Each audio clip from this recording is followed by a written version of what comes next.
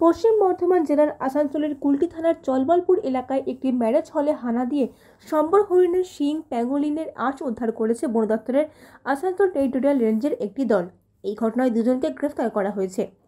এই প্রসঙ্গে বন দপ্তরের আসানসোল রেঞ্জ অফিসার তমালিকা চন্দ্র বলেছেন, বৃহস্পতিবার সকালে আমরা গোপন সূত্রে খবর পাই যে আসানসোলের কুলটি থানার চলবলপুর এলাকায় গীতাঞ্জলি ম্যারেজ হলে বেশ কয়েকজন সন্দেহভাজন ব্যক্তি উপস্থিত আছেন। তাদের কাছে সম্বর হরিণের শিং প্যাঙ্গোলিনের আঁশ আছে। তারা এইসব জিনিসপত্র পাচার করার জন্য এনেছে। সেই মতো বন দপ্তরের একটি দল সেখানে হানা দেয় এবং তল্লাশিতে সেখান থেকে পাওয়া যায় সম্বর হরিণের 11টি শিং, 7টি প্যাঙ্গোলিনের আঁশ। গ্রেফতার করা হয়েছে দুজনকেই। ধৃত দুই ব্যক্তির নাম গণেশ প্রসাদ এবং সুকুমার বাউরি, দুজনেই ঝাড়খণ্ডের বাসিন্দা।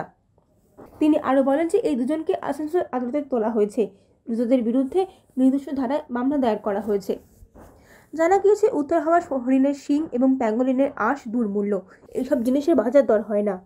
বন দপ্তরের আধিকারিকরা ধৃতদেরকে জেরা করে জানার চেষ্টা করছেন যে এইসব জিনিস পাচার চক্রের পিছনে কে বা কারা জড়িত রয়েছে। সকালের দিকে আমরা খবর পাই যে কিছু ওয়াইল্ডলাইফ আর্টিকেল ডিলিংস হবে চলবলপুরে, কুলটি থানার আন্ডারে। তো সেই খবর পেয়ে আমরা যাই চলবলপুরের গীতাঞ্জলি ম্যারেজ হলে। সেখান থেকে দুজন ব্যক্তিকে আমরা আটক করি। সম্বর হরিণের শিঙের টুকরো 11টি টুকরো ছিল, আর সেটার সাথে প্যাঙ্গোলিনের আঁশ 7টা ছিল। তো দুজন ব্যক্তিকে, তারা ঝাড়খণ্ডের বাসিন্দা, তাদের গ্রেপ্তার করা হয়। দুজন ব্যক্তির নাম সুকুমার বাউরি ও গণেশ প্রসাদ। এটা কোথা থেকে আনা হচ্ছিল? এটা ওদের বাড়ি ঝাড়খণ্ডে।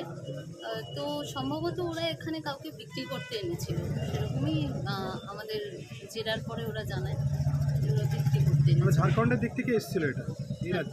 ঝাড়খণ্ডের থেকে এসেছিল। বলছি, এটা আনুমানিক দাম কি হতে পারে? দেখুন, ওয়াইল্ডলাইফ আর্টিকেল সবসময় অমূল্য। তো ফরেস্টের কাজ হচ্ছে কনজারভেশন করা ওয়াইল্ড অ্যানিমালসদের, ফরেস্টকে। আমরা এটার মূল্য নির্ধারণ কখনোই করি না। কোথা থেকে নিয়ে আসছিল ম্যাডাম এটা? ওরা ঝাড়খণ্ডের বাসিন্দা, ওরা এখানে বিক্রি করার জন্য এনেছিল, এটুকু জানতে পেরেছি। কোথা থেকে কোথায় নিয়ে যাচ্ছিল সেটা জানতে পারিনি। সম্ভবত এখানে কোনো বায়ার পেয়েছিল, সেই জন্য এসেছিল। ম্যাডাম, পুরুলিয়াতে বাঘের পায়ের ছাপ দেখা যাচ্ছে। আমরা একদম পুরুলিয়া সংলগ্ন একটা জেলা, তো দামোদর পেরিয়ে যদি বাঘ এইদিকে চলে আসে, আমাদের এদিকে বন দপ্তর কতটা তৈরি? দেখুন, বন দপ্তরকে সবসময় তৈরি থাকতে হয়। বাকি তো সিচুয়েশনের উপর নির্ভর করবে যে আসলে কতটা কি আমরা কিভাবে ব্যবস্থা নেব, তখন পরিস্থিতি বুঝে আমরা ব্যবস্থা নেব অবশ্যই।